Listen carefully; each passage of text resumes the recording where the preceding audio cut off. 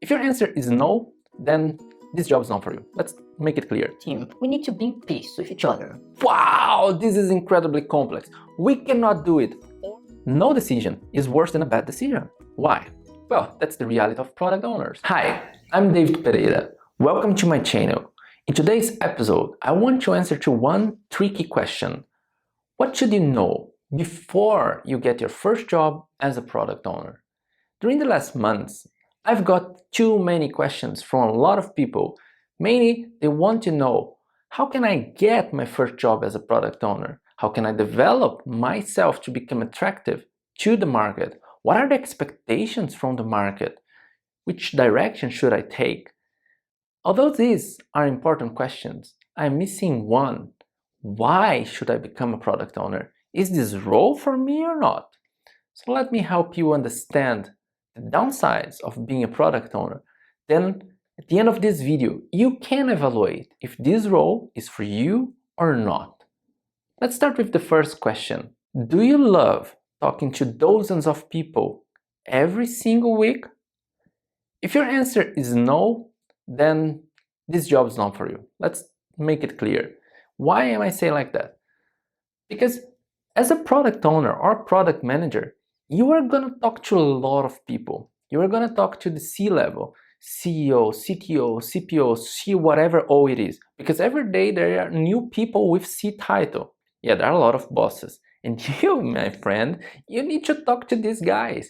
And you need to understand their needs beyond their wants, the direction they want to.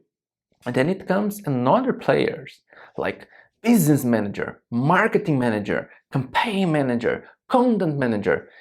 These are the business stakeholders, and they have a lot of wishes. They want to talk to you.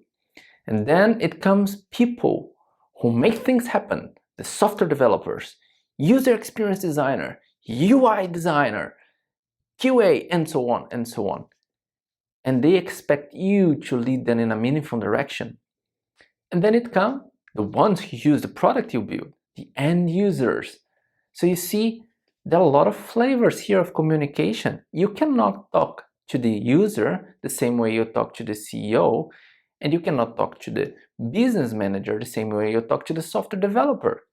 Where's the challenge here?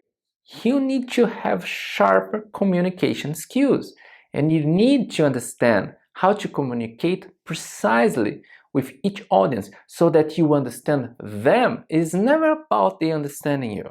It is about you understand what is important for them, and then you can make decisions to ensure you build something relevant for the end users, and that will generate business value.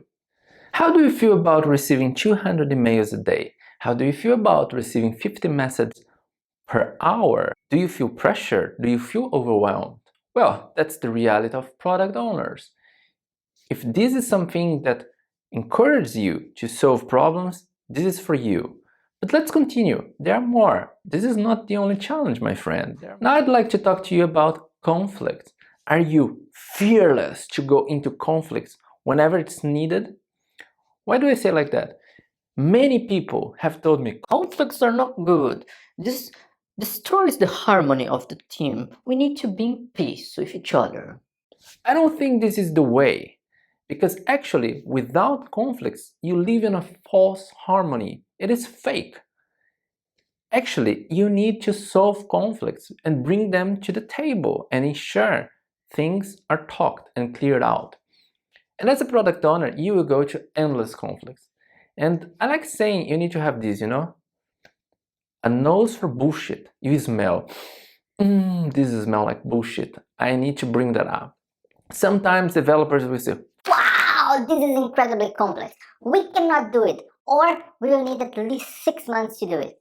you see, it's smelling already, right? You need to go into this conflict and say, why do you see like this? And then come to an agreement how to make that happen. Sometimes developers are thinking about a complex and scalable solution, and you are thinking about something simple to validate the idea if it makes sense or not. And then it comes to the CEO, he will say, we need to deliver this by the end of the month, otherwise we go bankrupt. He's desperate, it's a startup, and you're burning money. But you need to understand beyond the want, Why do you need to deliver that? And why is it so important? What is the outcome you are pursuing? You see, you need to challenge the CEO, the founder of the company. If you're not brave enough to challenge whoever is needed, you should refrain if you want to be a product owner or not. How do you perceive meetings? Is it something that you enjoy or something that you hate? Let me ask you a more precise question. How do you feel about spending more than half of your time in meetings? It doesn't matter if it is virtual or if it is physically. You are going to spend more than 50% of your time talking to people in meetings. Of course, you need to prioritize. You need to sit on the driving seat and decide which meetings are important to attend and which you can refuse. But the reality is, you will be part of too many meetings. And if you don't know how to get meaningful results of the meeting, this role is not for you. And if you are the kind of person who hates being meetings because you perceive that as a waste of time and then you think, when can I work? Well, the job of a product owner is to get the communication with the others and ensure agreements, and then you can lead teams in a meaningful direction. Meetings are a means to an end, and they help you clarify where to go. And if you don't have this, well, you don't have agreements, you don't have alignment, then you cannot proceed in peace. If you perceive meetings as a waste of time, you are going to be pretty frustrated as a product owner. There's no other way. You will have billions of meetings every year. Do you listen more than you talk? Why am I asking like that?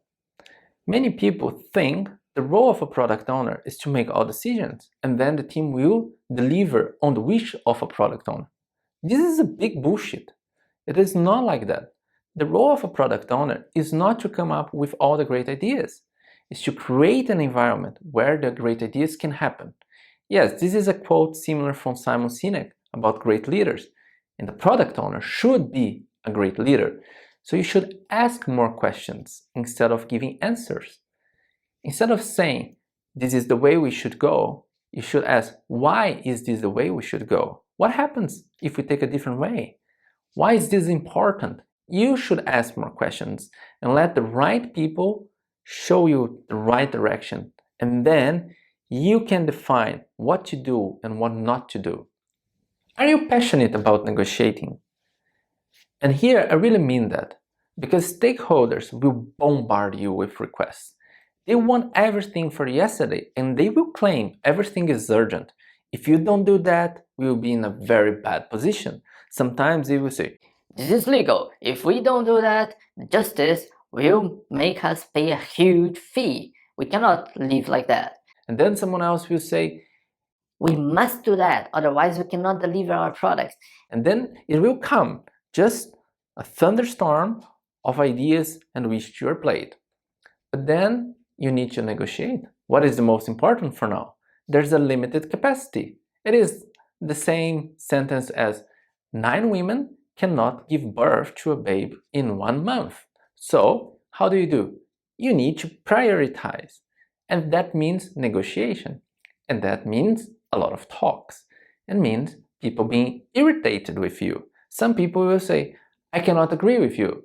And it's fine, you can agree to disagree. A great way to die as a product owner is to strive for consensus. If you do that, it will take ages for you to come to your priority. And then your competitors will just beat you to your death. The point is, are you good at negotiating? Do you get energy out of that? If the answer is no, refrain from being a product owner.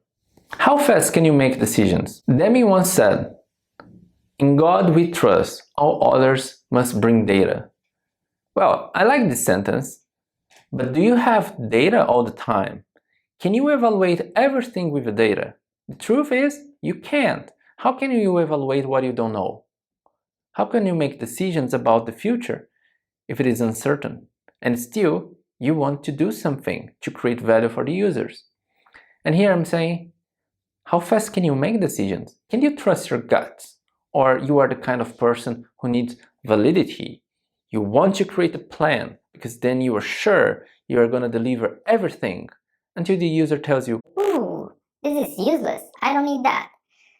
As a product owner, developers will come to you. Should we go A or B? And then someone from business will say, we need to go B and C. What do? You are the one who needs to call the shots. If you are unable to make decisions fast, this is very challenging for you. And people overrate decisions. The truth is, most decisions, they are revertible. If it doesn't work, you can just go back.